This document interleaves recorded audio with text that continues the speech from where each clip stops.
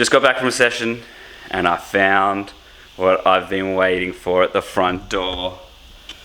Oh, the new Armstrong production downwind boards. Oh my God. Now, in fairness, my thoughts on this are probably biased because I have been testing and working with them on this board, and I've seen the iterations that we've been through. I've got to ride all of them, I've got to test them all, so maybe I'm a bit biased, but also I don't fully know what they've tweaked on this last one, so it'll be a bit of a surprise. It'll be, we got some good wind coming to Savo, so I'm gonna unbox it, have a look at it, and then get a session on at the Savo and see how it feels. Woo, here we go.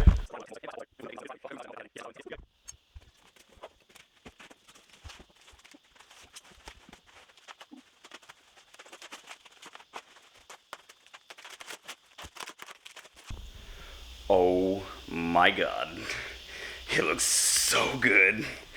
Interestingly, just a touch narrower than what I've normally been testing, which under the arm feels so good. This thing's got good little scoop out in the deck. I'm a big fan of that.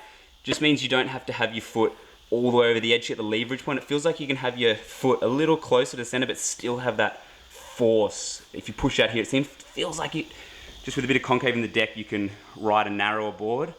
But man, the bottom, whew.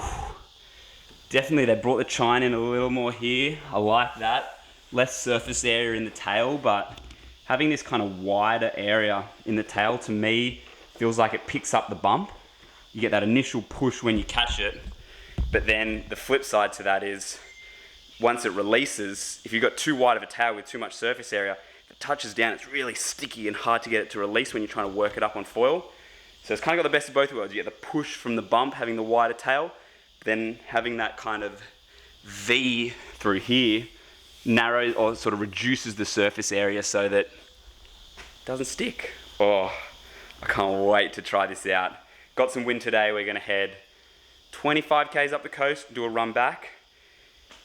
Gonna feel it out. I'm pumped. Look at that thing. And we're doing it. The new Armstrong downwind board. Now, a couple things that, for me, that we've worked on and that we've basically been refining with the board. First thing is the volume up the front. So when you're paddling up on downwind boards, quite often the bump's really steep and it lifts you up at the tail. So they're really prone to then nose diving afterwards. So with this, there were two things that we kind of really needed to work out with this. That was the volume at the front and then the rocker of the board.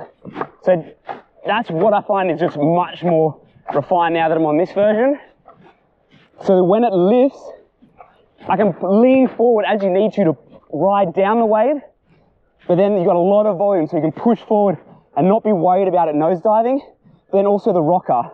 Once you get that little boost from the wave behind, there's plenty of rock in the nose so you won't nose dive either. So that's been one of the really things I can notice with this.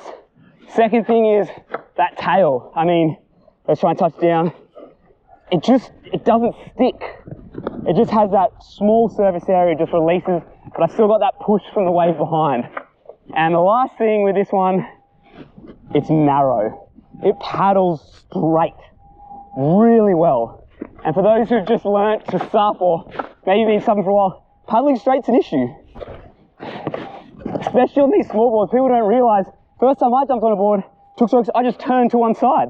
Took me a long time to work out how to paddle straight. So this thing, yeah, it has that kind of long, nice straight rail line. The nose has concave in it, which also helps with your touchdowns. As you touch down, it just bounces back up. It's not just sort of a big hole, it doesn't suck or stick. So for me, that's just the perfect balance. Now the last thing with this board, it's got concave in the deck. The last one I had was quite a bit flatter in the deck, but this one has concave, and it means I'm really able to just lean with my toes. My toes are already flexed, so as soon as I sort of go to put weight on my toe side rail, it's just instant. It feels so much more responsive. So I'm really, look, so far this is leagues above the other prototypes we've been testing. So the boys definitely nailed it with these last few iterations, but oh, this is what it's about, just riding. Now the last thing with who's are these boards designed for? Now they're narrow. Woo. They are narrow boards, so for me, this is just under 19 wide, which sounds crazy.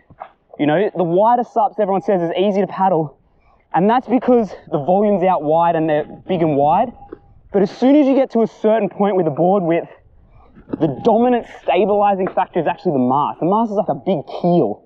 So for me, the difference from a 22 down to even a 17, I don't notice as much difference because the dominant stabilizes that mast. So even though it sounds like those numbers are pretty scary, don't be too intimidated. I mean, there's always the option to ride sort of more of a beginner board, learn it.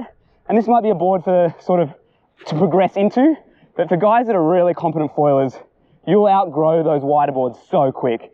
It's worth struggling for that extra couple sessions and then being able to downwind on a board you want to be on. So for me, this is kind of the right size. It's still not crazy long, but that's great. You don't notice the nose slapping down or anything like that. So for me, just loving it. It's got the benefits of kind of all those different factors and then into a board. So yeah, it's really just that width you want to be wary of for some guys. But look, loving it. This is what it's all about. Boys in the background coming with us. There's 9 of us out doing this run. No one bothering us. This is what it's all about. Woohoo!